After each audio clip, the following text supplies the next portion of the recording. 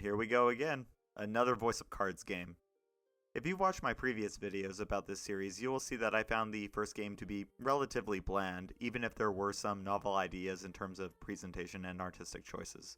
But conversely, I found the second game to be one of the better games that I've played in recent years altogether. Everything good found in the first game was expanded upon and fully explored in this sequel, and with the help of some stronger themes, truly satisfying combat, and a laser focus on execution, this sequel, released only a few months after the first game came out, cemented this new series as one of my new favorites. And with the second game ending with a see you next time kind of message, this inevitable third entry became one of my most anticipated releases for this year. So here we are. Where the time between the first two games was around 4 months, the time between the second and now this third was closer to 6. So with everything learned from the last sequel and this seemingly extended development time, surely this new title, Voice of Cards, The Beasts of Burden, is positioned to become the crown jewel in this now trilogy of low-budget and experimental RPGs. I mean, right? Well, sadly it really depends on which aspect we are talking about. Where the distance between the first two games in quality was a yawning chasm, the differences here represent more of a lateral movement with a few stumbles on the way. So in interest of dissecting what happened here, I feel it's necessary to talk about this game in a more compartmentalized manner than I'm used to, so bear with me a bit. Sadly, with each of these games coming out so rapidly, it is hard to view these games in a vacuum, and as a result, direct comparisons become the easiest way to discuss each of these titles' merits. First, when discussing the presentation of this game, it was developed with the same if it ain't broke, don't fix it mentality that has existed even between the first two. This is still a turn-based RPG that uses cards as tile sets for a tabletop-inspired adventure.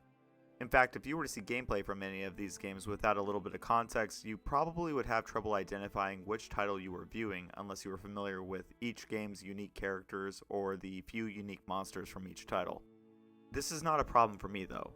If anything, I find it to be an economically shrewd decision, and if you were to look at early entries in the Final Fantasy or Dragon Quest franchises, you would probably have the same difficulties identifying each title unless, again, you were familiar with the specifics. We of course have some new characters, new settings, and new monsters, and while I originally found the main character to look a little over-designed with her giant feathered hair and Final Fantasy X inspired belt dress, this new emo direction for the main cast did grow on me after only a short amount of time. Where are you? And I'm so sorry. For the first game borrowed heavily from European-style fantasy, and the second took things in a more seafaring, One Piece, and Final Fantasy X-inspired direction, Beasts of Burden is more desolate in tone. Wastelands, mineshafts, and cities wrought with iron and twisted steel decorate the early hours of this game. This is fantasy by way of Mad Max, complete with some unnamed catastrophe that has left the landscape in perpetual daylight. And a lot of the early game leans into this dusty and crusty aesthetic. The world of Beasts of Burden is a brutal one where the environment constantly threatens would-be adventurers, and when compared to the previous titles, this game certainly mutes the color palette in its establishing scenes. But I think it works here. And as the game goes on and the world opens up, the setting continues to build upon this theme of a broken and dying planet in some really interesting ways. This world leaves an impression when compared to the other Voice of Cards games, but it should be noted that a lot of these themes have been explored by Taro and company before. Nier also took place in a world covered with perpetual daytime, and Automata especially pads its early hours with the same dead world energy. And then the final hours of this game lean especially hard into previously tread territory, almost to the point where I was kind of second guessing this game's connection to Taro's previous works. I didn't find any direct connections to state that this is a Nier side story, and Taro had previously stated that this series shared no continuity with his other titles, but some of these themes and locales definitely seem to be leveraging ideas that the man has already covered elsewhere. And these themes and this tone carry throughout the plot of Beasts of Burden as well. The brutality felt in the environment carries directly into the story from the jump, with the game virtually starting with an invasion of the main character's village. Just enough time is spent here to place our character within her underground society, introduce us to the people that she has grown up with, establish her relationship with her mother, and show us our main character's very young age as the decimation of her village happens on her 14th birthday. This is nothing new as far as storytelling goes, and especially for JRPGs. Protagonists have been having their towns burned down and swallowed by cosmic horrors since, well, forever. But when coupled with some amazing music from the returning composer Keiichi Okabe and compared directly to the opening beats of the other Voice of Cards games, Beasts of Burden stands out early in this series for establishing a sense of urgency and brutality that usually took a while to show its head elsewhere in this franchise. And this breakneck speed keeps up for the entire setup of Beasts of Burden. From nearly escaping death in the intro to teaming up with Legol, the most emo JRPG character I've ever seen, Where are you? to being sent to deal with the Steel Primal, the first boss of the game that is framed early on as the reason for the subterranean invasion, to experiencing Legol taking his revenge on the men who treated him like a caged animal. All of these early events speed along with a ferocity and pace that is unlike anything seen in the first two games. And it works, it's exciting stuff. But with revenge seemingly taken, these two characters then experience an existential dread that comes with accomplishing a goal that has been allowed to define oneself. What will they do now that they've erased the ones responsible for their pain? And this is where the game's pace slows a bit, as the pair decides that now, without a place to call home or a quest to accomplish, they are going to look for the impossible. They are going to look for a way to see the stars in a world that never experiences night. I personally enjoyed this living of expectations. Where the first game handed out its main quest in the beginning minutes, admittedly it became more complicated as the game went on, and where the second game did something similar but carried out the overarching quest in episodic chunks, this game subverted things by basically putting the main conflict behind the protagonist very early in the game. And I really respect the hell out of this choice. This game that started off with a setting and pacing that felt like Fury Road, the RPG, suddenly became a meandering adventure with a pipe dream of a final goal. And with our protagonist living her first 13 years underground, everything in this world is slowly revealed to her and the player. But even though the plot has a more murky goal at this point, it doesn't last long, as every party member you meet and every town you travel to all have their own ways of interpreting the world around them. And this is yet another way that this game seems to share a great swath of its DNA with the Nier series, as each new place and person you meet seems to be an excuse for Taro to examine the way that humans process the world around them. And some very clear analogs can be identified between the two franchises, where each enclave of the machine life forms and automata served as a critique on how humans develop societies and ideologies in order to make sense of an unforgiving and chaotic world. Each town also serves this purpose in Beasts of Burden. The City of Flame is a village that places itself at the foot of a river that is eternally on fire, and the people use the resources available from this geographic feature to make money and improve their lives. But after events conspire to put out the flames and identify that the river itself had been making the population ill, the townsfolk were unable to reconsider the world outside of the capitalist hellscape that they had built. The people of the Village of Light make sense of the brutality that they have endured at the hands of monsters by developing a cult with some unbreakable rules, and this strict adherence leads to a heartbreaking conclusion. And then there is the old woman at Icevale, whose story doesn't quite mirror but has some similarities to the old woman in the lighthouse from Nier, to the point where they cannot be ignored. But outside of these towns and the misadventures that they suffer, the other key source of plot progression comes from our two remaining party members, Polka and Trollis, another orphan who makes sense of the world with an unquenchable thirst for knowledge, and a half-human, half-monster girl who dedicated her life to mastering beast taming for a wandering circus respectively. This game's cast is definitely the leanest in the series, but similarly to how Final Fantasy XV leveraged its extended time with its small cast to build some stronger characters, I felt more of an attachment to these characters than I did some of the more forgettable ones in the previous games. As stated before, the main character is a newly made orphan who longs to see the stars, and she is taking in the entirety of this world for the first time, making her an outsider from the jump. She is naive, she is brave, and she hates monsters with a passion. Legol is a steadfast friend and supporter, but he is also a stoic edgelord. Polka is a blabbermouth but also a genius, and serves the role of explaining the ways of the world to our party while also offering a myriad of solutions to the troubles that the party encounters. And then Trollis, the beast tamer, who probably has the most character development throughout the story, but a lot of these events just happen to her instead of her being able to take full agency. Her status as a half monster makes it so that she is the target of bigotry, ridicule, and violence. And she basically exists for this world to shit on her and for our main character to be forced to confront her own bigotry, all while learning about the power of friendship. This is a JRPG after all. And last but not least, there is the final character that is arguably the most important to this series, and that is the Game Master. The monster defeated, the girl lets out a sigh of relief. She surveys the area, but sees neither hide nor hair of other beasts. Where Todd Haberkorn knocked his role out of the park in the first game, and where Mark Atherley opted for a more juvenile performance in the second, Karen Gilfrey absolutely crushes her take on the role. She is stern when she needs to be, lighthearted when the tone calls for it, and knows exactly what level of seriousness to apply to each line. I don't know if she's the best between her and Todd, but considering that this is a role that changes with each title and her only recent dive into the world of video game voice acting, Karen is an absolute highlight for this particular story. With all of that said, the presentation of this game is in a good place. The characters are interesting and fleshed out, the world has a tone that works flawlessly, and the story has some of the best pacing in the series and ends up in a really cool place. And the art, monsters, and setting all build on the previous games in a way that I really appreciated and are very good for this entire genre. But all of that is only half of the equation, and when it comes to the other half of this game, and that's the actual game part, things get a little weird. Early on in this game, it is revealed that our main character comes from a tribe that possesses a special talent. This is a talent that was never mentioned in her village, but yeah, whatever, plot holes. This talent is the ability to capture monsters in the form of cards and use them in battle.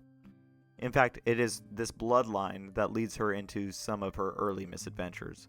But where this power gets a little weird in terms of plot logic, and I'll say more on that later, it is how this mechanic affects gameplay and pacing that I have some real problems with. First, acquiring these monster cards is weird. Every monster in this game has a corresponding card, and each of them has a unique skill that can be equipped to your character, with 5 equipped abilities being the maximum. Instantly, this makes this game more customizable than the previous, with over 40 cards to mix and match for party composition. But the process of getting these cards is as follows. Anytime you end a random battle, there is a chance that you will find a treasure.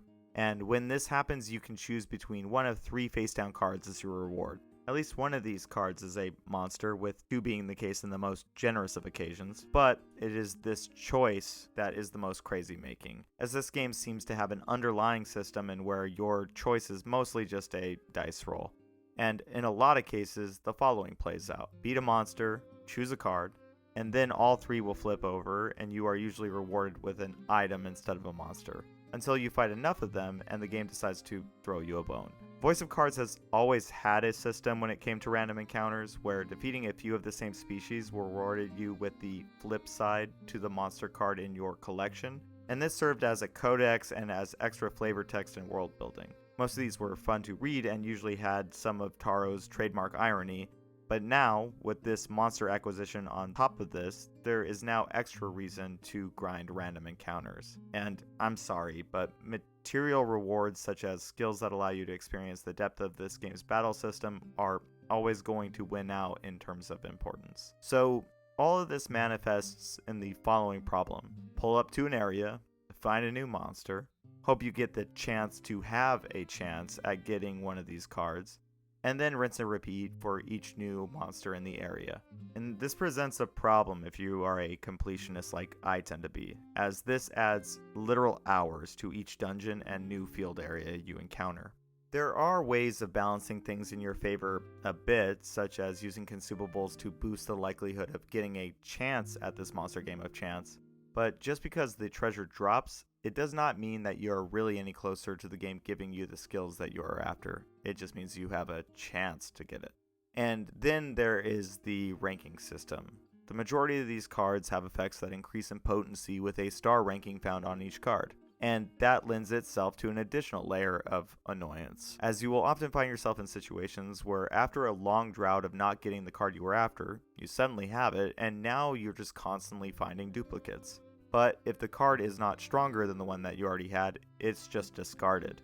And so a lot of frustration is punctuated by the fact that when you choose a card, the other two choices are revealed to you, and you have to watch powerlessly as one of the cards that you would have actually wanted disappears. I cannot stress how annoying this process is though, as I can honestly say that out of the 40 hours that I played this game for, 12 plus hours were spent just hoping for the best. And with each dungeon or field area always being the home of new potential cards, you constantly find yourself in a situation where you feel gated from the pacing of the story. You spend extra hours in a dungeon loading yourself up with new skills, and finally, after you are convinced that you have everything, you fight the boss and progress the plot. And then you are told to travel to a new town, but on your way there, you encounter new monsters, and the process just starts over again. And to add insult to injury, the only real side quests of note in this game are solely based upon the collection of these monsters, sometimes with a particular star rating. So sometimes you find yourself in a situation where you're hanging out in an area that you've already cleared just so that you can satisfy these quests.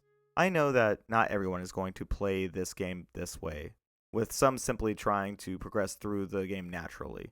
And maybe that is the way to go about it, as this game seldom offers up any real challenge. But for me, when it comes to mechanics and seeing what you can actually do with your party composition, I am always incentivized to get these things. And this makes this a real drag. It's ironic as there is a plot reason for this title being the Beasts of Burden, but this mechanical choice made it so that these beasts were the burden for my playthrough. And it should be stated that while this story treats our protagonist as if she is a rare find by being a subterranean who can wield these beasts, her ability is seemingly just taught to all of the other party members without any real explanation. All 4 of your characters can equip these cards, and because of this, these act virtually like materia from Final Fantasy VII for this game. These cards are your party's only way of learning new skills. And with each being able to equip 5 in total, you find yourself in a position where you're going to want as many of these as quickly as you can get them. And again, similarly to Final Fantasy VII, this system makes it to where your party composition isn't as important to what you have equipped. Sure, there are character-specific skills that you can learn by leveling up, but these are passive abilities that don't really factor into your skill layout, and they mostly serve as loose guidelines for how you might want to build your party. Sure, the protagonist gets a buff for healing spells, but that doesn't mean that you have to do that, and you can build out any of these characters however you'd like. Certainly, there are advantages to strategically building out your characters, but you will run into some situations where each of your party members is really just stripped of what makes them unique in some cases. And because of the constant grinding to get new skills or complete the side quests, I found myself constantly overleveled, overstocked on items, and always with a full purse of gold long before this game came to a close. And with the majority of the battles taking place between fodder enemies, you constantly embrace efficiency and kill time opposed to any strategic depth. And because of this, I was just always overleveled by the time that I came to any boss in the game. So I never found any of them to be difficult in the slightest. And this was incredibly frustrating when it came to this game's optional super boss, as Forsaken Maiden had one of my favorite fights in all of RPG history with its super boss.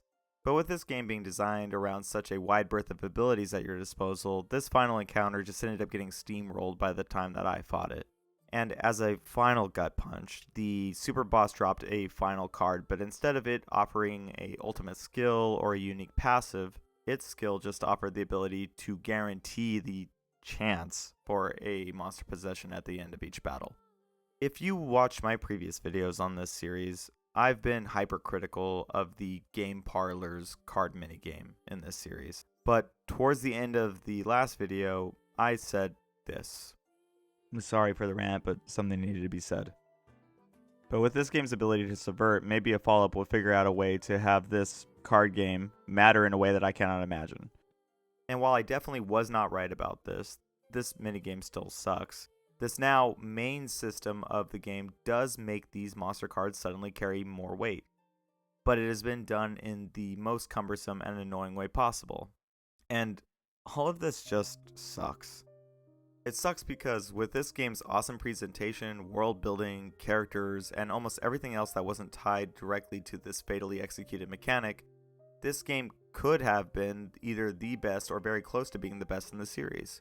And in reality, if this game was less of a slog and if the skill cards dropped at a more liberal rate, a lot of the frustration wouldn't have been here to poison the well.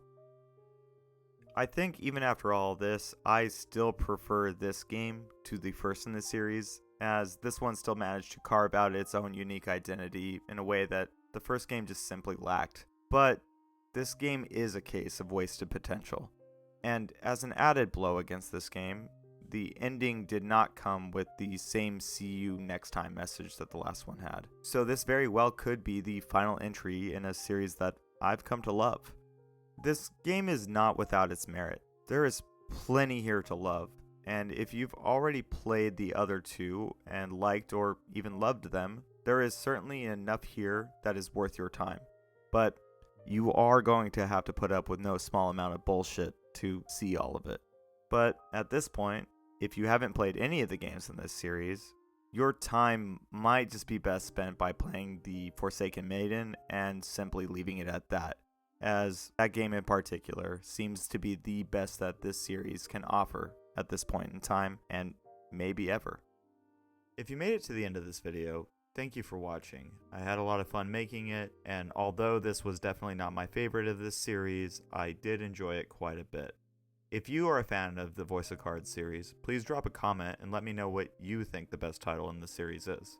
And as a side note, I am trying to build this channel up, and my analytics show me that a lot of you viewers are not subscribed. So if you like this channel, if you like this content, please click the button down below and help me get this channel to the next level. That said, thank you again, and I will see you in the next video.